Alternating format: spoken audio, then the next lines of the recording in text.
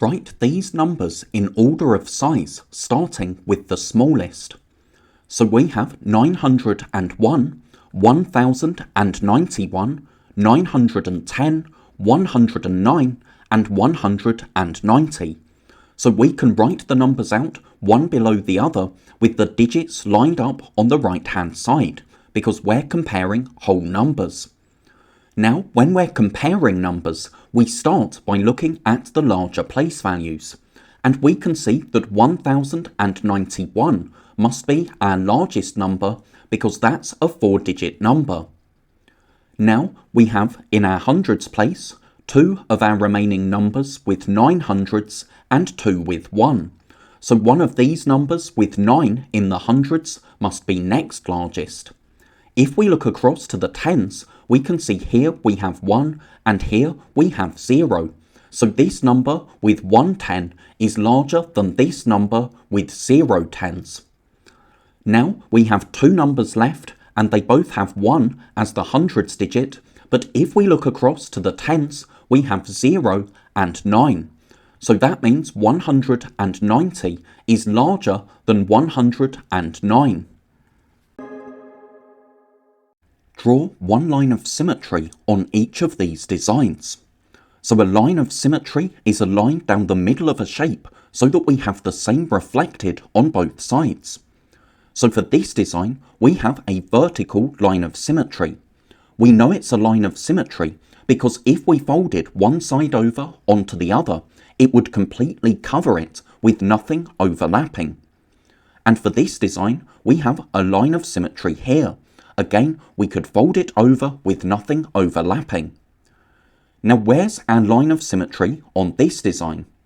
Well, we can't have a vertical line of symmetry down the middle like this because we wouldn't have the same on both sides. We can see that here we don't have a circle, but on the other side we do. So we wouldn't be able to fold it over with nothing overlapping. And we don't have a horizontal line of symmetry either, because again, we don't have a circle here, but we do have a circle down here. So we need to draw a diagonal line of symmetry like this. That way we have the same reflected on both sides. Or we could draw a line of symmetry this way, because again, the same could be reflected on both sides. We could fold one side over so that it completely covered the other side with nothing overlapping. Rosie collects data about birds visiting a bird table. Here are her results. Draw 2 more lines to complete the graph. So here we have a tally chart. So for Blackbird, we can see that we have 5 lines on our tally chart altogether, and on the graph we have a total of 5 for Blackbird because that line is between 4 and 6. For Sparrow we have 2 lines, so that's 2 on our graph, and for Robin we have 4 lines, so that's 4. Now for Blue Tit we have 3 lines on our tally chart, so we need to draw a line like this because 3 is between 2 and 4. And for Other we have 6 on our tally chart, 5 here and 1 here, so we need to draw a line that goes up to the point where the number of birds is 6. Rosie collects data about birds visiting a bird table. Here are her results. Rosie saw 20 birds altogether. What fraction of the birds were blackbirds?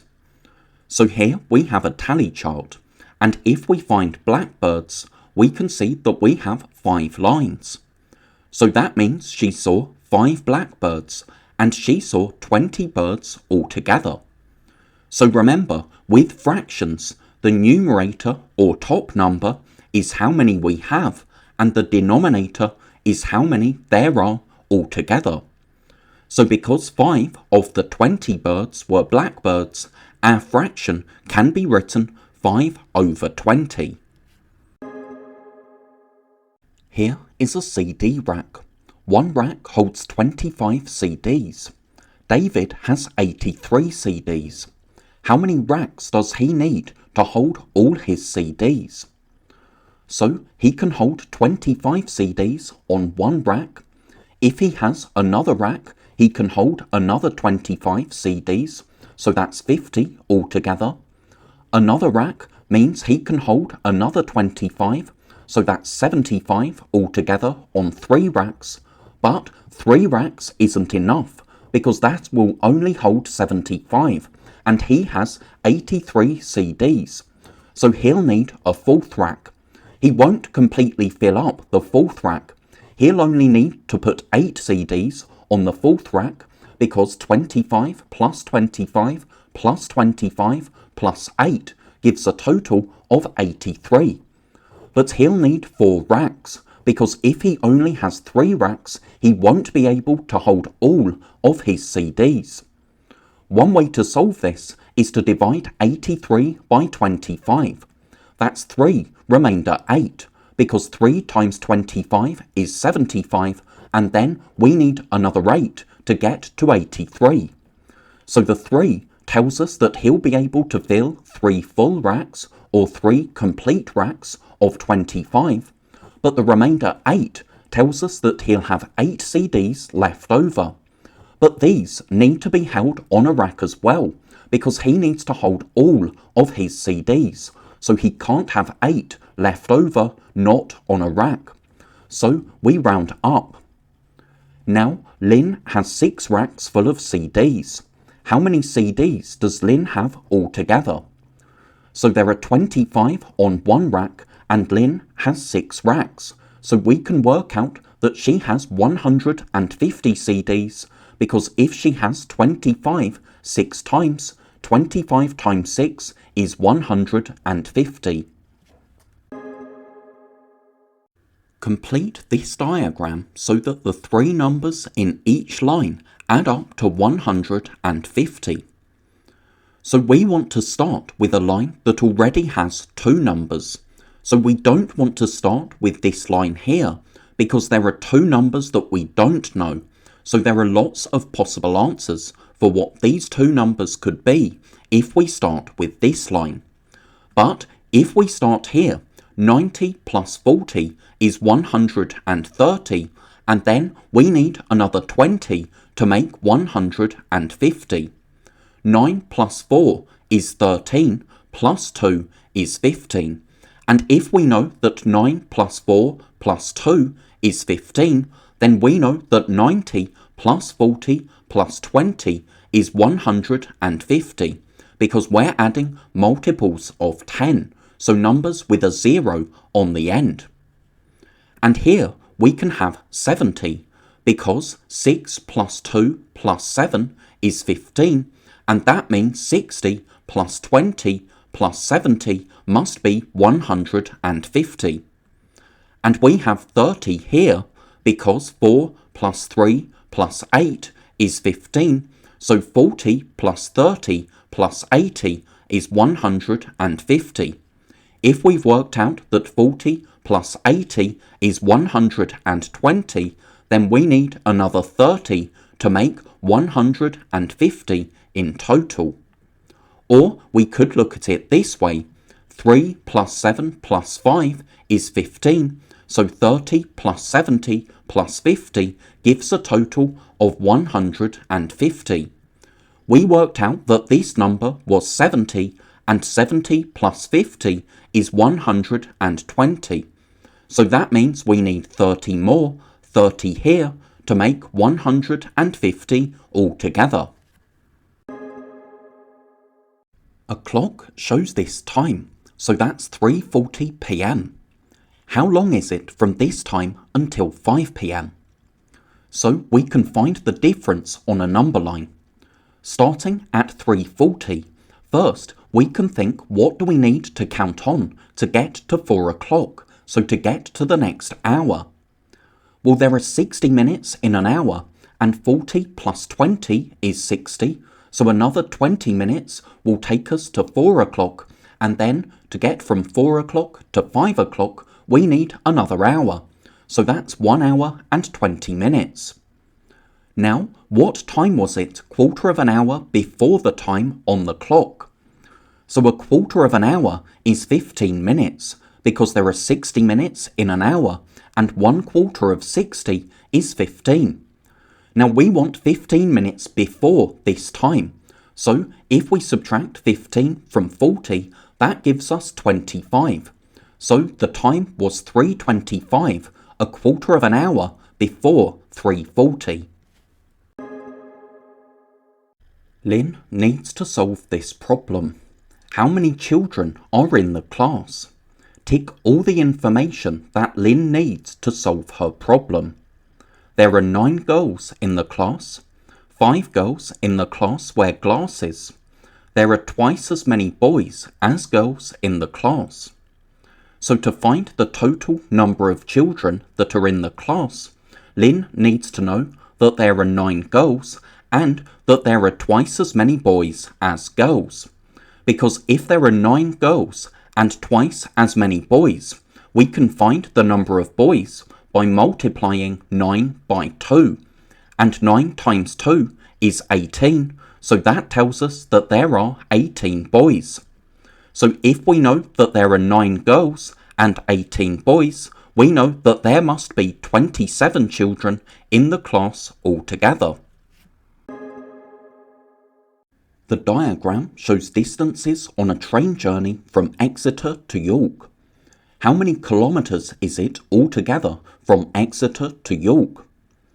So we can see from the diagram that the train starts at Exeter, it's 130 kilometres to Bristol, then another 215 kilometres to Derby, and then another 106 kilometres to York. So we need to add these distances. First, we can add 130 and 215. That gives us 345 kilometres to get to Derby, but then it's another 106 kilometres to get to York, and if we add that, we get 451 kilometres. What is the distance from Derby to York rounded to the nearest 10 kilometres? So the distance from Derby to York is 106 kilometres, and to round that to the nearest 10, we can find our tens place, we have a 0, and if we look to the right, we have a 6, so we're rounding up. That means this 0 will change to a 1, and our ones digit will change to a 0, so we get 110 kilometres. A rectangular swimming pool is 25 metres long and 10 metres wide. David swims 5 lengths. Rosie swims 12 widths. How much further does David swim than Rosie? So David swims 5 lengths, and we know that the swimming pool is 25 metres long. So David swims 25 metres 5 times, so we can work out 25 times 5. That gives us 125, so we know that David swims 125 metres. Now Rosie swims 12 widths, and each width is 10 metres. So Rosie swims 10 metres 12 times, and 12 times 10 is 120. So Rosie swims 120 metres. Now we need to know how much further does David swim than Rosie, so we need to find the difference. How much further is 125 than 120? Well, to find the difference, we subtract, and that gives us 5 metres. So David swims 5 metres further than Rosie, because he swims 125 and Rosie only 120 metres. Calculate 2006 minus 289. So we can set this out as a column subtraction, making sure we've got the digits lined up on the right hand side. Now we can't do 6 minus 9 because 9 is larger than 6. We go to the left, but we have a 0, so we need to go to the left again. But we still have a 0, so we need to go all the way over to this 2 in our thousands, 1 less, 1 in front. Then 1 less than 10 is 9, 1 in front. 1 less, 1 in front, and now 16 minus 9 is 7, 9 minus 8 is 1, 9 minus 2 is 7, and 1 minus nothing is 1. So our answer is 1717. Match each decimal number to its equivalent fraction. One has been done for you. So they've told us that 3/4 is equivalent or has the same value as 0.75. So what we can do to match up our decimals and our fractions is to change our fractions into decimals. And 2/10 is 0.2 because remember, with decimals, the first digit after the decimal point always tells us how many tenths we have. But now we have 1/4, and there isn't a decimal place value for quarters. So what we need to do is to change our 1/4 into hundredths, because the hundredths place value is the second digit after the decimal point. We can't change 1/4 into tenths because 10 is not in the 4 times table. But if we multiply 4 by 25, we do get 100, and so we can do the same to the numerator, and we found that 1/4 is the same as 25 hundredths, so that's 0.25. The hundredth digit is the second digit after the decimal point, which means that the 2 gets pushed over into the tenths. So 1/4 is 0.25. Now we need an equivalent fraction for 2/5, and 10 is in the 5 times table, so we can find an equivalent fraction to 2/5 with a denominator of 10. Again, we use multiplication, and we can see that that's the same as 4/10, so 2/5 is the same as 0.4 because the 4 after the decimal point tells us that we have 4/10. 5 children have ticked this table to show on which days they are free to go out. On how many days are more than 2 children free to go out? So on Monday, we can see that David, Lynn and Rosie are free to go out, so that's 3 children. On Tuesday, we have ticks for Emma, Lynn and Jack, so that's 3 children as well, so more than 2 as well. Now on Wednesday, we only have 2 ticks, so that means only 2 children are free to go out, so not more than 2.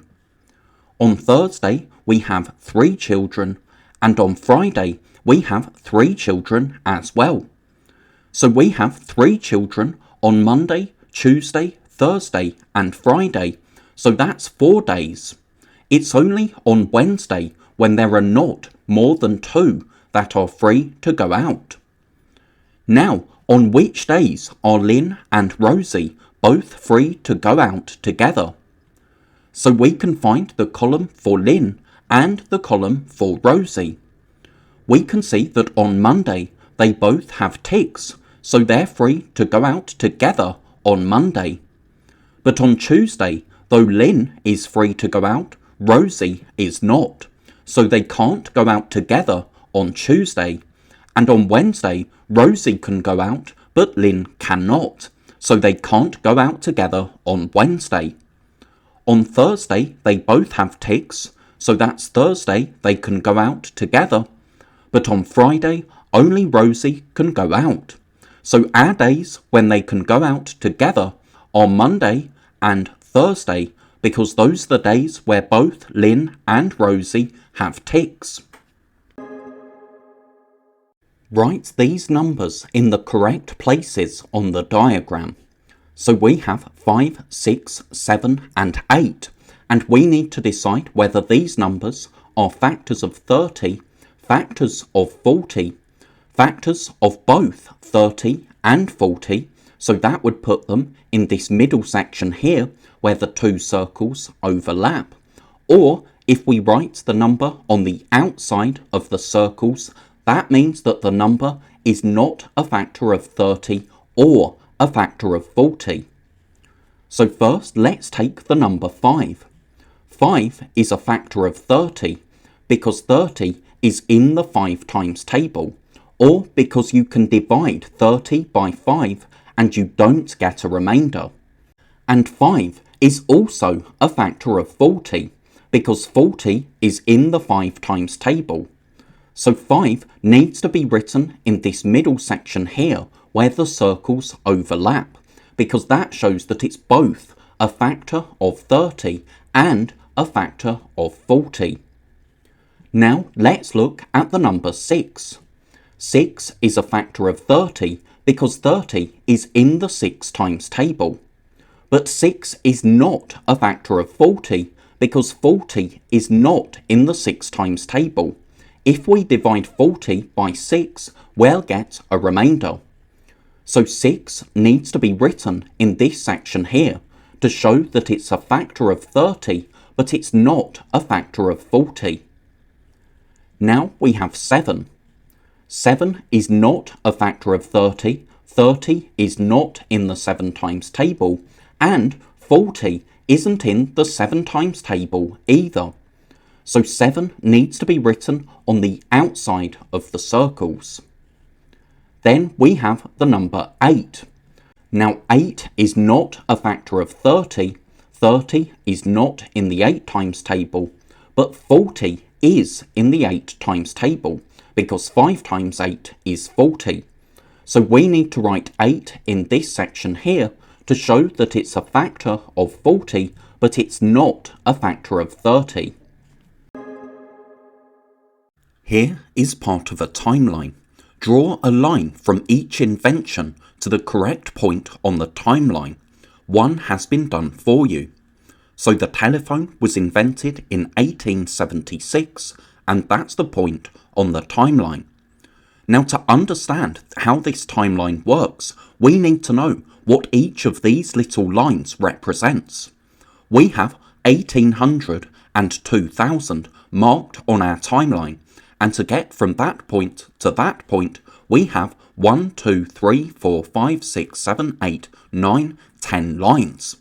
Now the difference between 1800 and 2000 is 200. 2000 is 200 more than 1800. And because we made 10 jumps, we can divide 200 by 10.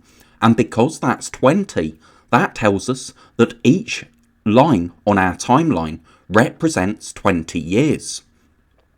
So we can spot that 1820 will be the first line on our timeline, which means that if we want to show 1810, we need to draw a line to our timeline that's halfway between 1800 and 1820, because 1810 will be in the middle of those years. Now we need to show 1945. This line here will be 1900 because that's right in the middle of 1800 and 2000. Then this line here will be 1920 because remember, each line represents 20 years. Then this line here will have 1940 and here 1960. So to show 1945, we need to draw our line to between 1940 and 1960. But our line needs to be closer to 1940, because 1945 is only 5 years after 1940, but it's 15 years before 1960. From 1945, we need another 15 years to get to 1960, so it needs to be between these lines, but closer to the line which represents 1940. Here is a number chart. Every third number in the chart has a circle on it. So we can see the numbers circled are all numbers that are in the 3 times table, so multiples of 3. The chart continues in the same way. Here is another row in the chart. Draw the missing circles. So remember, the circles need to be around numbers that are multiples of 3, numbers in the 3 times table. So to see whether a number is a multiple of 3, we can divide it by 3. And then if we don't get a remainder, then we know that it is a multiple. So 72 divided by 3 is 24. That means 24 times 3 is 72. So 72 is in the 3 times table. So we need to circle 72. And if we count on 3, we can see that we'll also need to circle 75. That's a multiple of 3 as well, because when we divide it by 3, we don't get a remainder, we get a whole number. So we can see here that 25 times 3 is 75. Now, will the number 1003 have a circle on it? Explain how you know. Well, to see whether the number 1003 needs to be circled, we need to find out whether it's a multiple of 3.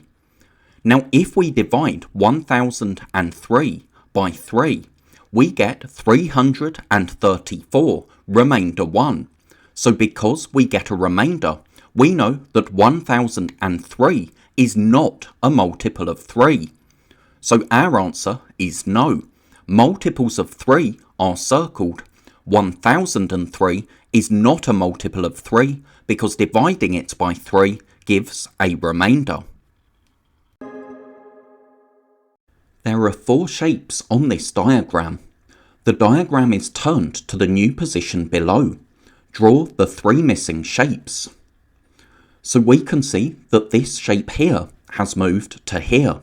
So the diagram has been turned like this. That means if we copy it down, we need circles here, and then the shape drawn in this corner as well.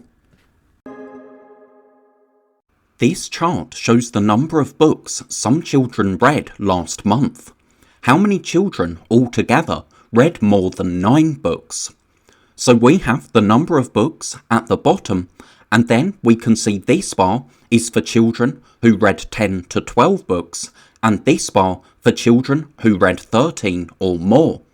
So if we want children that read more than 9 books, we need to find the total of these 2 bars here. This bar we can see represents 4 children, and this bar here represents 2 children. So altogether that's 6 children. Now 7 children read 4 books, 1 child read 5 books. Lynn says that means 2 children read 6 books. Explain how she can work this out from the chart. Well, if we look for the number of children who read 4 to 6 books, we can see that the bar chart shows 10 children. So 10 children read 4 to 6 books, and if 7 children read 4 and 1 child read 5, that's 8 children reading 4 or 5, so you need 2 more to make 10. So the other 2 children must have read 6 books. Calculate 52.85 plus 143.6. So when we're adding decimals, we need to write them out with the decimal points lined up, so that the place values in the question are lined up. Now we can write zeros in empty squares, and so that we don't forget, let's copy the decimal point down into our answer straight away. Now 0 plus 5 is 5, 6 plus 8 is 14, so 1, 4, 1 plus 3 plus 2 is 6, 4 plus 5 is 9, and 1 plus nothing is 1. So we get 196.45. This shape is made from 4 shaded squares. Calculate the perimeter of the shape. So we have this length of 15 centimetres, and we can see that 15 centimetres is the same as the length of 3 squares. So because 3 square lengths make 15 centimetres, we can find 1 square length, so the length of a square, by dividing 15 by 3. So that gives us 5 centimetres. And because we have squares, we know that all the lengths will be the same. Now the perimeter is the distance around the outside of a shape. So we know that this length is 5, this length is 5, so is this length. So basically what we can do is write 5 next to all the lengths of the squares. And because we've written 10 fives, 10 times 5 is 50. So that means this shape has a perimeter of 50 centimetres. Class 6 did a survey of the number of trees in a country park. This pie chart shows their results. Estimate the fraction of trees in the survey that are oak trees. So oak trees are represented by this section of the pie chart here. And I think you would probably need about 8 of these sections to fill the whole circle. So that means the fraction that are oak trees is 1/8. And you get the mark for an estimate of between 1/10 and 3/20. The children counted 60 ash trees. Use the pie chart to estimate the number of beech trees they counted. So ash trees are here, and we know that there are 60 ash trees. But we want to find the number of beech trees. Now we can see that the number of beech trees will be less than the number of ash trees because the section of the pie chart is smaller for beech than it is for ash. So if we take the section that's ash and then we move that, we can see that beech trees, there will be about 3/4 as many as there are ash trees. Because of the section that we now have outlined in red, about 3/4 of that is beech and 1/4 is not beech. So we can find 3/4 of 60. 60 divided by 4 is 15, and 15 times 3 is 45. Remember, finding a fraction of a number, we divide denominator, then times top. So I would estimate that there are 45 beech trees, and you get the mark for an estimate of between 40 and 50. You have to spot that there will be fewer beech trees than there are ash trees. Here is a sketch of a triangle. It is not drawn to scale. Draw the full-size triangle accurately below. Use a protractor and a ruler. One line has been drawn for you. So they've drawn this line at the bottom of the triangle. So first we need to measure an angle of 72 degrees. So we can take our protractor and make sure that this cross on the protractor is lined up on top of the point of the angle. We've also made sure that the 0 line on the protractor, so this line along the bottom, is lined up with the line that we have, so with one of the lines in the angle that we're going to make. Now we need 72 degrees, but we have to be careful here. We can see that the 0 is on the inside scale of the protractor, so that's what we need to use to measure 72 degrees. So we have 0, 10, 20, 30, 40, 50, 60, 70, and then we need another 2, so another 2 of these little lines. So we can dot the point here, and then we can take off the protractor and get our ruler. We need to measure 7 centimetres. So we have 0 on the ruler lined up with the point of the angle, and we can see that we've lined up the ruler so that the line that we draw will go through the dot that we have here. We need a line of 7 centimetres, so we can draw up to the 7, and then all we need to do to complete the triangle is to join these 2 points. Calculate 848 divided by 16. So first we need to work out our 16 times table. 16 is of course 1 times 16. If we add another 16, we get 32 for 2 times. Another 16, we have 48 for 3 times. 64 is 4 times 16, and then another 16 gives us 80 for 5 times. And we can be confident that we've added correctly because 5 times has to end in a 0 or a 5, and we have a 0 here.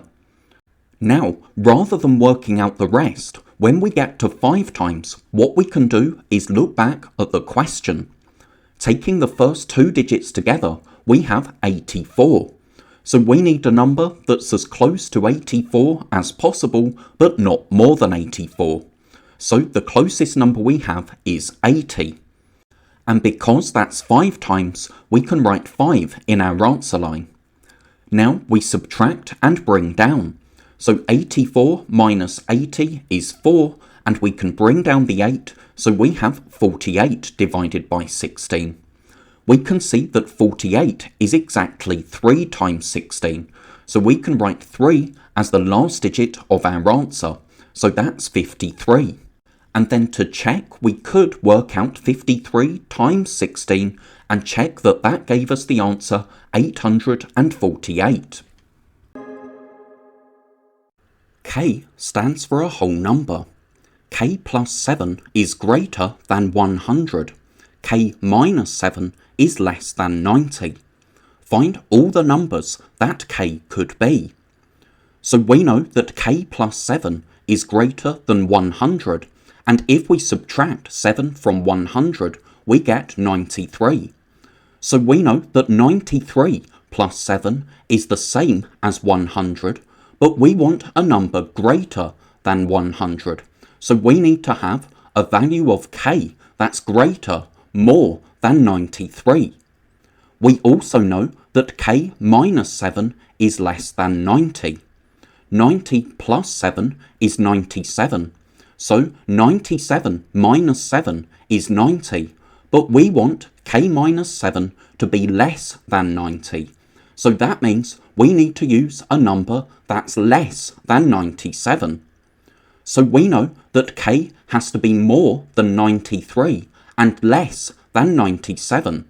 So K could be 94, 95 or 96. So if we check that this works, if K is 94, 94 plus 7 is 101, so that's greater than 100. And if K is 94, 94 minus 7 is 87, so that's less than 90. And then we can do the same to check 95 and 96.